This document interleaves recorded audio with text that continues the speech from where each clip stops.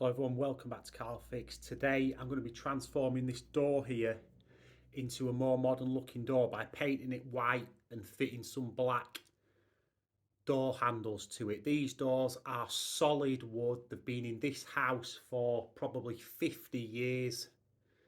They've got dinks and nicks everywhere, so the white bits you can see on there already is where I've just skimmed over it with filler and let it dry.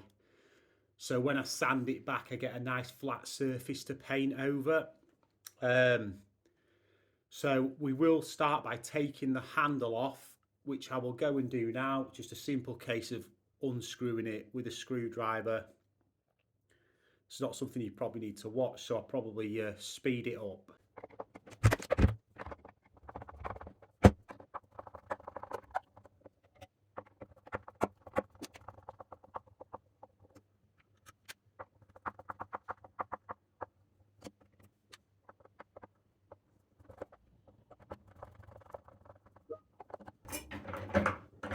Off with the handle. I will just open the door actually slightly, and then you can pull the bar out. We won't be needing them anymore, so be getting rid. And now we're just going to go on to sanding. These doors, they've got like a varnish finish on. You could have them stripped, send them off. What I'm going to do is use quite harsh sandpaper. I've actually got 80 grit sandpaper, and probably a lot of you say that's overkill, you don't need it that harsh, and you're probably right. I just want this knocking off this varnish, making sure it's really knocked back so the paint adheres to it. If you've got a modern door or a pre-primed and already white from the manufacturer, you don't need to really do this. Maybe a very light sand and you can paint it. Whereas this is extremely smooth where the varnish is, it needs scruffing up for the paint to adhere. So 80 grit sandpaper for me, and I'm going to do it by hand because my electric sander doesn't have a dust catcher and I end up with dust everywhere if I use it. So top tip, I've done 8 of these doors and I absolutely wish I'd have invested in a sander that can connect to a hoover or something and collect the dust, so I don't have to break my arm doing this by hand. So yeah, we'll get on with sanding, and again I'll fast forward through it because you don't need to see me sanding a door for 10 minutes.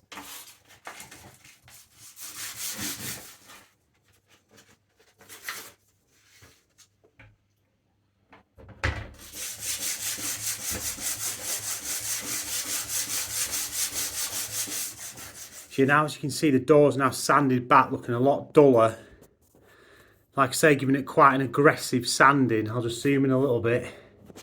You can see that sheen's not there anymore that it was before. Like I say, these doors are old, varnished over many times, so you have to quite aggressively sand them back. If you've got newer doors, just a newer house where they don't have solid wood old doors, you can probably get away without sanding at all. But like I say, these doors, they've had a lot of battering. There's marker pen over and there's dinks everywhere, a lot of varnish. I mean, you can tell I'm half out of breath from sanding it. That's how hard it is to sand these doors down. It would be easy to take them off. I did take a few of my downstairs ones off, but as I live in England and it's late spring, just summer, it's raining every 5 minutes. I can't do it outside and I need it to be done. So now we'll just wipe it down, clean it off, and we'll talk about painting. So painting wise, there's a couple of things you can use. Personally, I will be using a small, fluffy, brushed roller. This will give you a bit of a stipple effect on the door. Some people like it, some people don't. Personally, I like the stipple effect. I think it looks more modern. An alternative that you can use a brush, and you obviously get the brush stroke effect. I'm not priming this door. I primed a couple of them hoping that I could stick a layer of primer on and it'd take maybe one coat of my normal paint to do it. I was priming it, maybe I'm not using the primer and putting it on thick enough, but it was still taking me 3 coats even with the primer to fully cover the door. Obviously these are dark brown doors that are going to white, and it'd take quite a few coats to cover it up fully. Plus the primer is like a solvent based paint, oil based paint. It's a lot more cleaning of your tools and everything like that. And for the extra cleaning and hassle, for me personally, it's easier just to use the paint and do an extra coat than all the messing about with primer. I'm probably not using the paint most people would use for the doors either. It is wall and ceiling Dulux brilliant white matte paint. And the reason why I'm using this is because I didn't want a gloss finish. Gloss will probably go on thicker, less coats, probably a longer lasting finish. But I personally don't like the satiny finish you get with gloss paint. So we're going with matte. And if I have to touch them up in a year or two's time, I have to touch them up. So that is what I'm doing here. So I'll get on to painting, but it's as easy as just rolling on, waiting an hour or so, second coat, third coat, and you're done, and then we'll attach the fittings. So yeah, let's get to painting. Unorthodox again, I know, but I don't pour it into there, so I don't wasting paint. I just stick it on my roller and roll it in.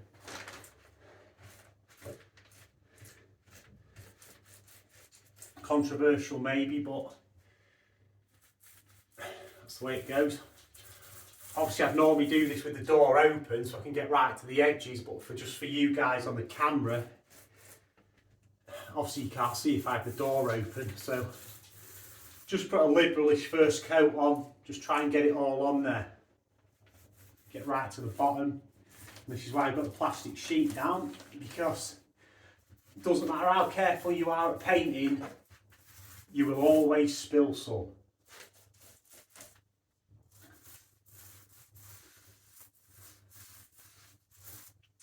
So yeah, just get that paint on there, and I'll come back to you when I've got the first coat on. You can look to see what it's like.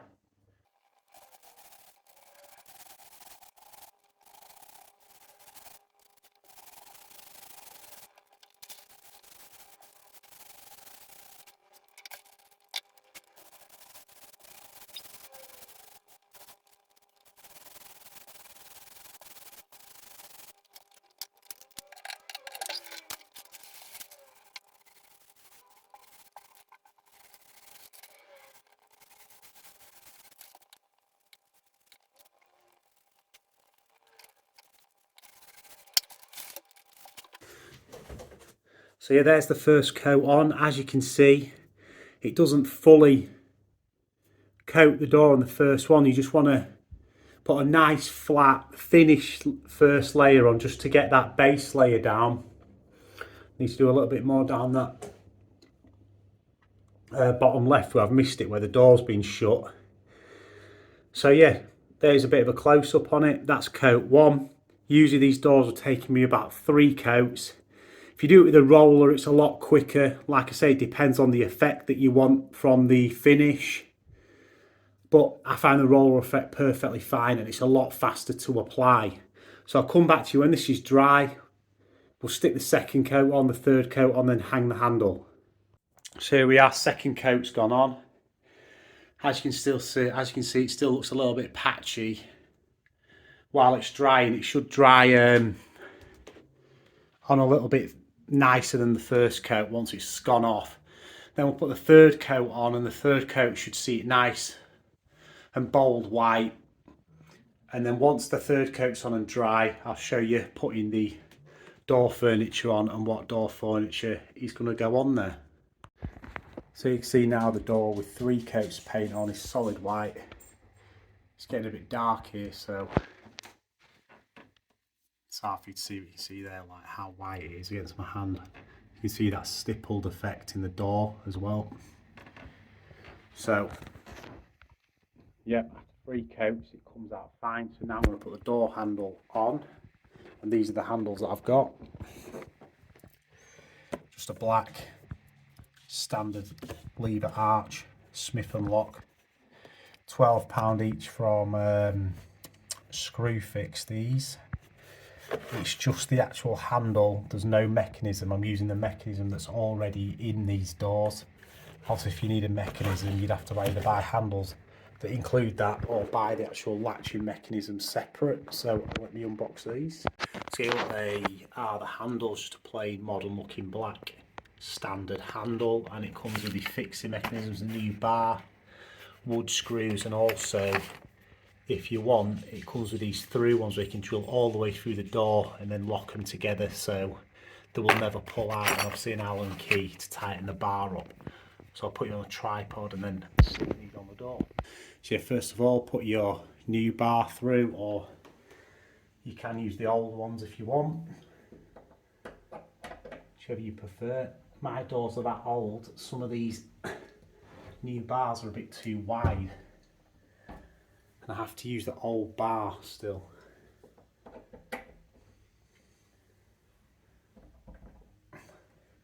There we go, it's in.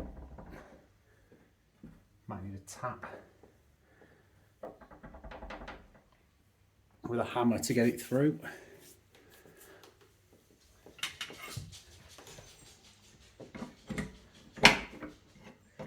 Should be fine, I think. Here it's out the other side. Put the other side on.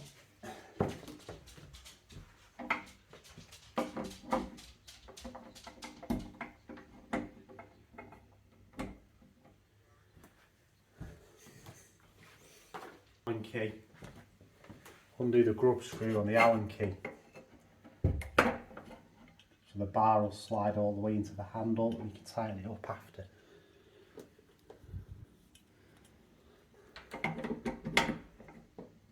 Like so.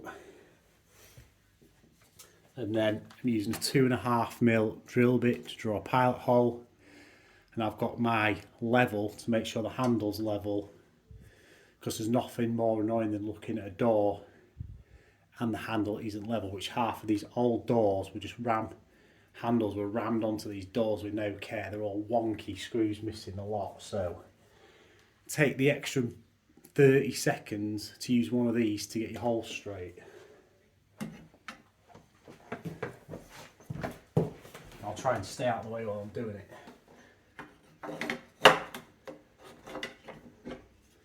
Shut the door.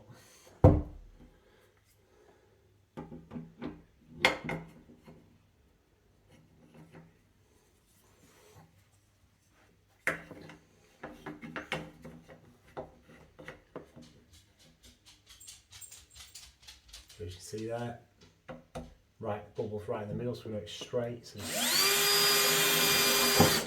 drill your hole. Try not to drop it like that.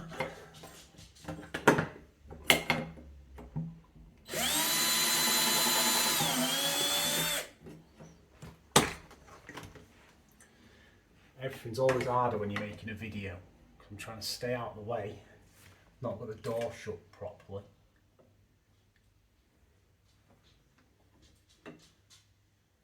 Getting bubble in the middle.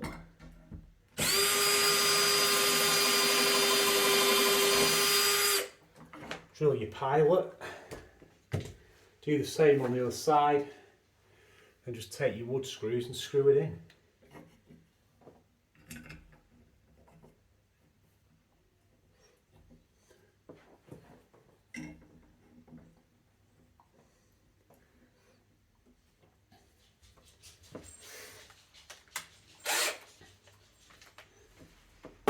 I would always drill the pilot hole because these are painted screws. If you've not drilled a pilot hole and you try and screw these in with a manual screwdriver, I'm going to use my electric one, you'll end up scratching the head of the screw and you'll have a black handle with a scratched up screw and it'll look really annoying. So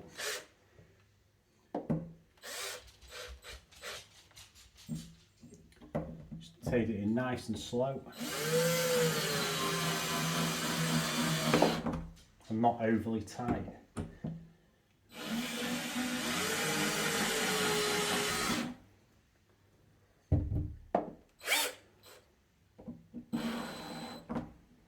And there we go. The last thing to do is just tighten up your Allen key rub screw, and there you have it. One fully painted, restored, old wooden door with a new modern handle. All DIY, easy enough, bit of sandpaper, roll the paint on, just take a bit of care fitting your handle, and it's as easy as that. So I hope you like the video. If you do, hit the like, favourite, subscribe, and I'll see you on the next one. Peace out.